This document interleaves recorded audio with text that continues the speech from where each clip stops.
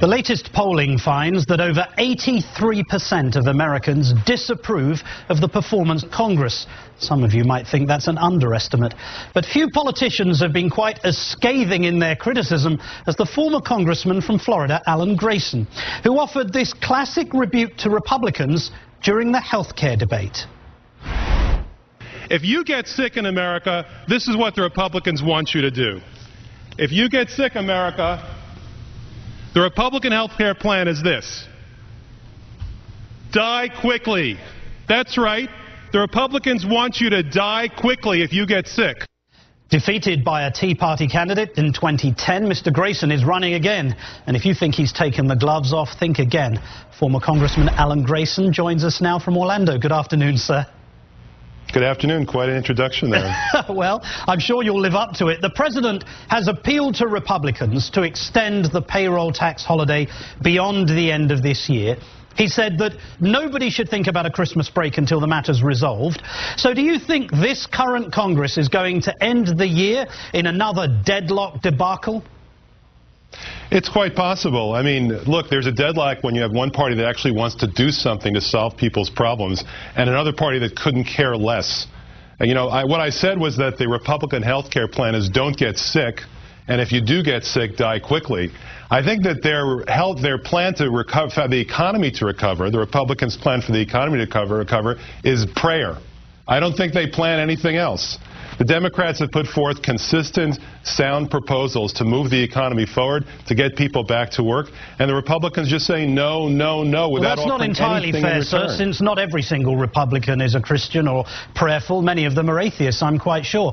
But the president himself has been blamed for not managing this to a successful conclusion. And he's been particularly attacked by a number of Republican candidates, including one Newt Gingrich. Now, how are we, sir, to Mr. Gingrich? Is he an insider or is he an outsider? Is he a lobbyist or is he a historian? Is he ethically corrupt or is he a paragon of virtue? He's a hateful person who has a history of all sorts of transgressions, both political and personal. Given his personal life, I'd be worried that if Newt Gingrich actually were elected president, he'd find a way to cheat on the country. Maybe he'd be looking to be Prime Minister of India or something like that. He is not somebody who the country could ever trust to do the job properly. He simply wants the job and nothing else. And you are aware that he's the front runner in the race currently? You know, I'll tell you, somebody told me recently that he listened to Newt Gingrich's speeches during the debate, and he said, that man sounds crazy to me. And I said, if you'd listened to Newt Gingrich for 68 years, as Newt Gingrich has had to do, wouldn't you be crazy? The man spews nothing but nonsense and hatred. Newt Gingrich is a stupid person's idea of what a smart person looks like. Newt Gingrich is apparently the, as Barney Frank told us, the bum of the month, the alternative to Mitt Romney, and he's ahead.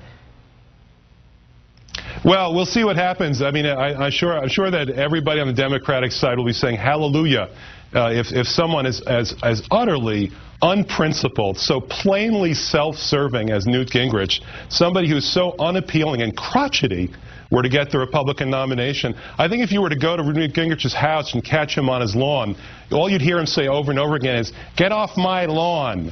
That's the Newt Gingrich theme song. You're right there in that part of the world. Who's going to take Florida, sir? Oh, I think the Democrats will take Florida. You know, Florida is becoming a very cosmopolitan state. Florida is following the same track that California already has followed. It's becoming multiracial. It's becoming multilingual. Actually, for the Republicans, it's becoming multisyllabic. It's becoming a well-informed, intelligent place, which, by the way, by next year or the following year will be majority-minority, like California, like Hawaii, like New Mexico. Sure. Well, no one's disputing the fact that Mitt Romney's fairly clever. He said in a somewhat woeful analogy that the president should get a grip on the economy and not on his golf clubs over the holiday season. Is Mitt Romney the kind of leader that could lead this nation to economic recovery? He is, after all, an experienced businessman. Listen, he's an experienced businessman in one thing, which is laying people off. That's not exactly what the country needs right now.